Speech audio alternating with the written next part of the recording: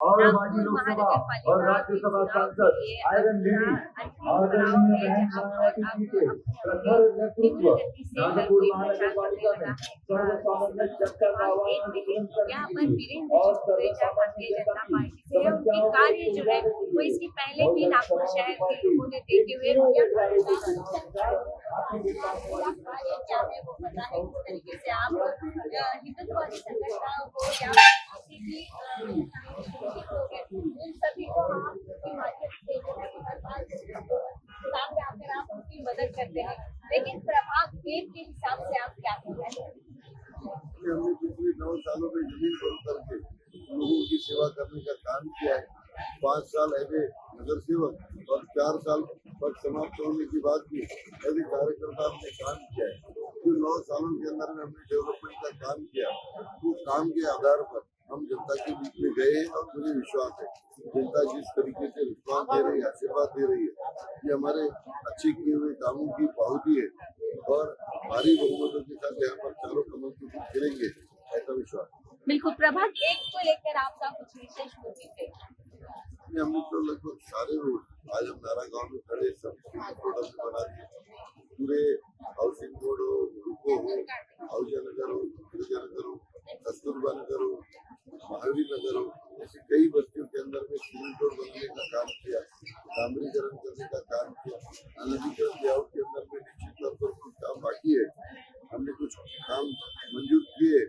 भविष्य के अंदर में वो क्षेत्र भी सुधारने का हमारा संकल्प है। विशेष रूप से मैं ये कहना चाहता हूँ, इस चुनाव के बाद में हमने कुछ स्पेशल योजनाएं बनाई है बच्चों के लिए, खेलकूद के लिए और सीनियर सिटीजन के लिए ग्रीन जिम, ऐसे 40 गार्डन हमने आइडेंटिफाई किए जिनको हमें भविष्य में बनाना है। हमारे क्षेत्र के अंदर में महानगर पालिका द्वारा संचालित एक अच्छा बड़ा हॉस्पिटल बनाना है, जैसे हर गरीब वर्ग, मिडिल क्लास वर्ग के लिए उसका फायदा हो सके। ऐसी कई योजनाएं हमने हमारे संकल्प पत्र में डाली है। आने वाले समय में हम सभी को हम काम करेंगे। बिल्कुल, सभी हिंदुत्ववादी संगठन इस एरिया में जो है वो आपको बिल्कुल मानती है। आपके घनश्याम जी कुकरेजा, आपके पिताजी, उनका भी विशेष काम है, लेकिन जो गरबा होता है उस समय जो आप पर आरोप हुआ था, उसको आप किस तरीके से बारे में बताएंगे? क्योंकि वो वहाँ पर आने वाले कुछ लोग जो है वो होते हैं वीजा इससे गरबा से संबंधित या फिर